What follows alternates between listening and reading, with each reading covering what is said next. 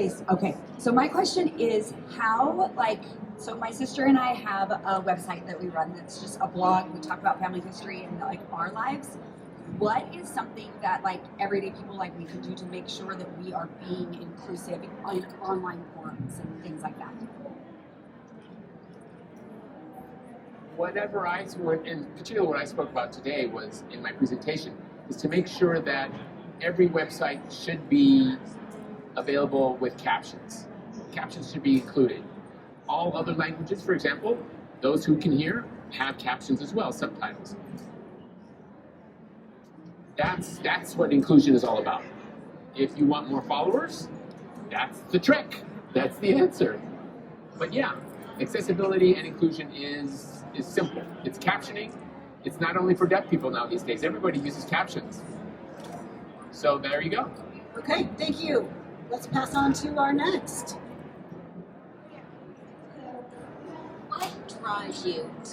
What drives you to family history work and coming to this conference and talking about inclusion here? I have been asking to come to an event like this today. When I was asked to come, I was just like, oh my gosh, yes, because I've always asked my family as I was growing up, where did we come from? Who were? Who came when? And why? And how? Where are the papers? And they would show me, but I wanted much more. I wanted more questions answered.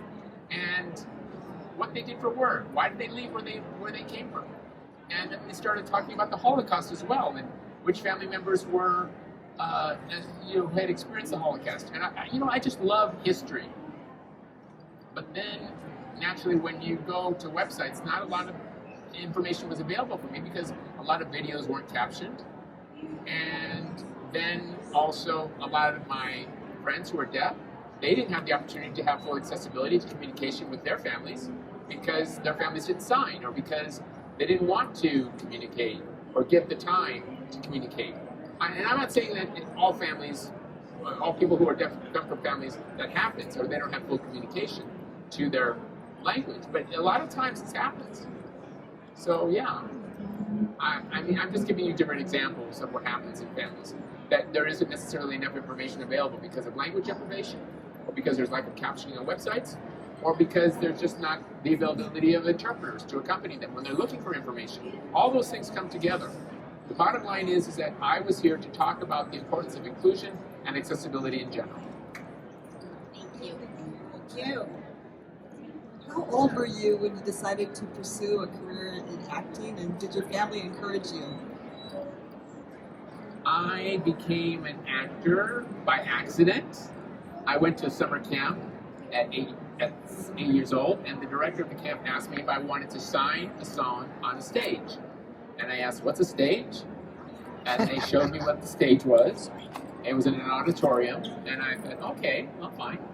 I'm always curious. I'm always wanting to try something. So I stood on top of the stage with a group of hearing girls, and they said, just copy what the director below the stage is doing. And they're doing a song in sign language. So it was a talent that I guess I never knew I had. That's how you find out when you try something, right? And my mother then discovered that there was a center, a performing arts center for deaf children, just a few miles from our home near Chicago. And I started with them. The first production we did was The Wizard of Oz.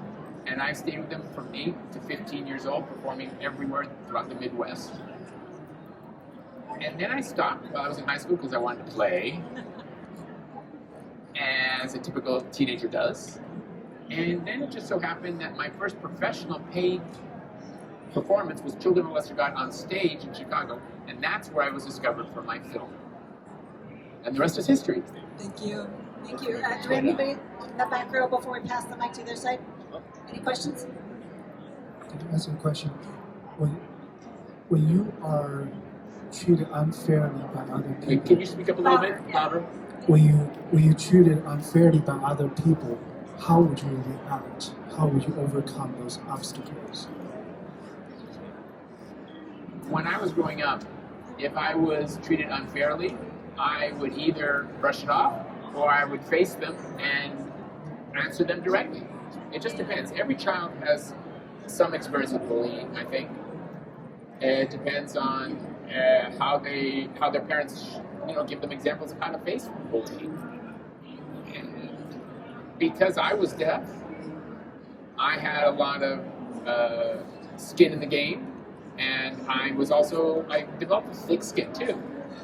And I got a lot of sense of humor from my dad too, so I would often answer that with humor. For example, people would make fun of my hearing aids. And I would tell my dad, "What do I do, Dad? What do I say? They're making fun of my hearing aids." It was my neighbor. He says, "Well, you know what? Tell them they're just big globs of bubble gum and offer them some." Or they made fun of my speech. And my brothers would defend me and say, "Oh, no. She doesn't speak funny. Our parents are dangerous foreign spies. That's why she speaks that way." So, you combine it with humor and facing the truth. That's basically how I approach it. These days, it depends. It's some are ridiculous barriers. Some people are just ignorant, and you just brush it all off. But yeah, a lot of times you have to educate people. You can't really blame them. If you say to, for example, when you make a reservation and you tell people you're deaf, they automatically provide you a wheelchair on the target. So I've stopped doing that by telling them that I'm deaf. But when they do, I always walk past a sign that has my name on it just to make sure they spell my name right. And then I keep on walking. But yeah, it's if you're talking about in general, I tell my 4 kids, it's up to you how you want to handle that kind of bullying. And if it gets really bad, I'll be happy to intervene. It won't look pretty, for sure. It just depends, yeah. Thanks, Peter. Let's pass the mic to the back right there. Hello. So one of the things that we are trying to be better at just in the family history space is being able to reach more and more underserved groups within the space. For those that are able to listen to your message and experience with Family Search here at RootsTech, what do you hope your message is, or what can your message be to those that are looking for more of a community and more resources, again, to connect with who they are and to better understand themselves, like you have? If they have a chance to see the presentation today online, and if they don't feel like somehow they can't connect, they can reach out and perhaps find an interpreter who signs to make that connection. And then with an interpreter, they can sit down and talk to them, whether it's on Zoom or whatever means you have to communicate, like on a video phone connection, to be able to assist in those individuals who are looking for their family trees or whoever it is. I'm sure that people are open to trying new things and help one way or another, the same way you would for somebody who speaks a different language. Just depends how you define underprivileged, underserved, underrepresented. Yeah. Okay. Let's move the mic to that. Oh, okay. You want? So, from my understanding, there have been many innovative technologies come out of trying to make things more accessible. And my question is just, how do you imagine trying to make family history research more accessible to people of all different backgrounds? Will innovate solutions or create greater technologies for people even when they're not disabled? Well, thank goodness for FaceTime. Thank goodness for Zoom. Thank goodness for texting. That's technology that's available right now. I can't imagine what new technologies might be available. Things like WhatsApp, all those things. I am not particularly technologically savvy. However, the technology that's there, it gets creative every time I wake up the next morning. There's something new. And I can't keep up. But yet, there are so many different ways to be able to communicate and to discover using these technologies to find your family connections. If you're not technologically savvy, just ask someone. Especially ask our younger folks. They know they can help you out with all this technology. I think that's the best answer I can give you. Okay, next.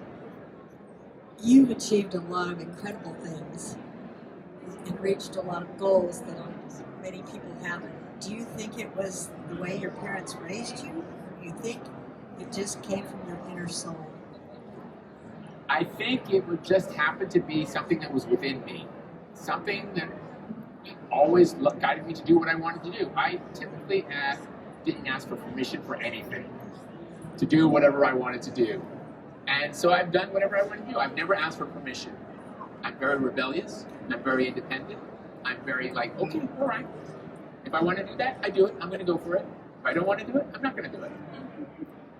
I don't know if that's a good thing, but I did it. And I refuse to let anyone define me. That's one thing that my parents told me to do. Don't let anyone, you're deaf, that's what it is. But understand that my parents in particular, trying to put me into the direction to be an actor in Hollywood. For example, when Henry Winkler and I met when I was 12 years old, my parents tried to tell Henry, you know what, perhaps you could temper your enthusiasm for her wanting to be an actor. Maybe perhaps guide her towards college, because Hollywood is not necessarily an easy place. But Henry said to my mother straight on, you're talking to the wrong man. And my mom was like, oh, okay. I felt bad for my mother, but she was just being a mom, trying to protect me, that's all. She understood how Hollywood could be. It's a tough place, it's a tough industry. But obviously, I didn't listen to her. It just takes perseverance, trust in yourself, and I have a mentor like Henry, and keeping my sobriety. It's a lot of things all together. All right, we need to start heading that way. You wanted to sign. I'm sorry, what? You wanted to sign a question. Okay, you can be next. So, you talk a lot about inclusion in the stories of all individuals, and there's the national problem we have where a lot of historical records of those who were institutionalized either throughout their life or part of their lives are still restricted. The states are often citing medical privacy, but people have been dead for hundreds of years or decades. Could you speak a little bit about the advocacy needed to bring those records, give them greater access for researchers? I am not particularly knowledgeable in that arena, but that's something that certainly should be addressed, and I think we need to crack those records open. That's interesting. I wasn't aware of that. Yeah. Okay, BYU Idaho. That's horrible. So, Wow. So I'm going to voice for you, or are you going to speak for yourself? You wanted to sign. I can sign it. I can sign it. It just goes a little faster. Right. So then okay. Yeah. So before you started researching family history, what do you expect to find?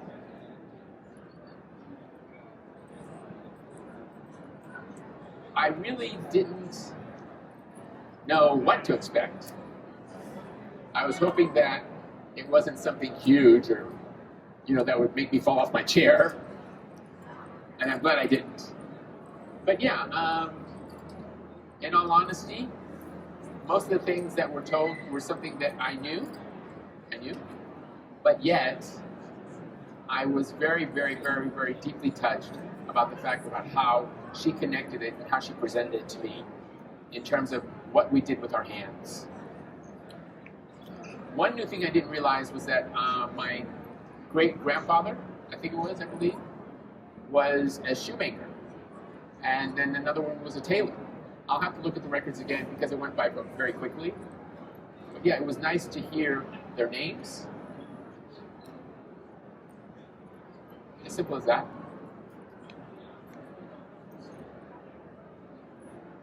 And nothing big, major revelation, which was good, I think. Thank you. Hi. First of all, thank you for being here. And you gave a wonderful, wonderful discussion earlier, and we all loved it. It was very touching.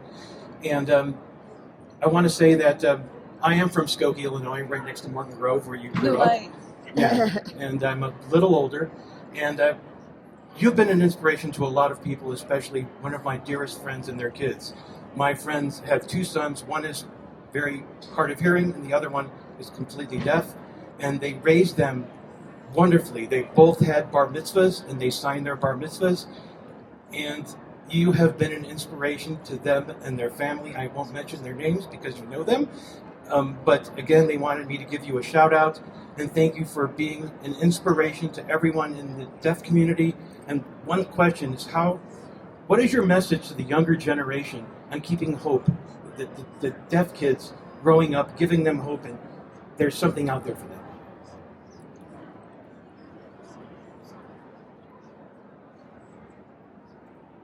There's so much to say. They're deaf, you're saying? That they're kids? Or you're talking Yes. about deaf kids? They're adults now. I would say I would want to make sure that people understand that I want deaf kids not to be forgotten. And by that I mean I want them to have the opportunity to be included in everything, whatever is happening out there, whether we're talking about schools or whatever it is, that they need to be included. Whatever is available out there in terms of careers, in terms of whatever it is. Say, for example, they want to go to college, they want to pursue an education, anything, everything. Even to come to something like this, to learn about their family trees. We need to keep them included. We need to know and learn and pass that along to them. Talking about whatever it is, whether it has to do with their religious upbringing. It's the number one thing that I want to talk about is that there is a problem for deaf kids is language deprivation. That's simple as that. I think that's the biggest problem. Every family needs to understand whether they are with just one deaf family member or more. Language deprivation is a huge, huge barrier. And a lot of times, deaf kids in hearing families are from families that speak other languages, not necessarily in English. And that's a big problem too. They're just not clued in to how important it is to deal with their deaf child through language. It's a multi-language problem. They're not given enough resources in how to communicate with their deaf child. There's so much lost time, and the kids lose out on this time to absorb language while they grow up, while they're in school. And oftentimes they don't even know where to go to school, where to work. So when I talk about learning things, as I grew up by seeing things, by reading things. You guys have the opportunity to hear things. We don't.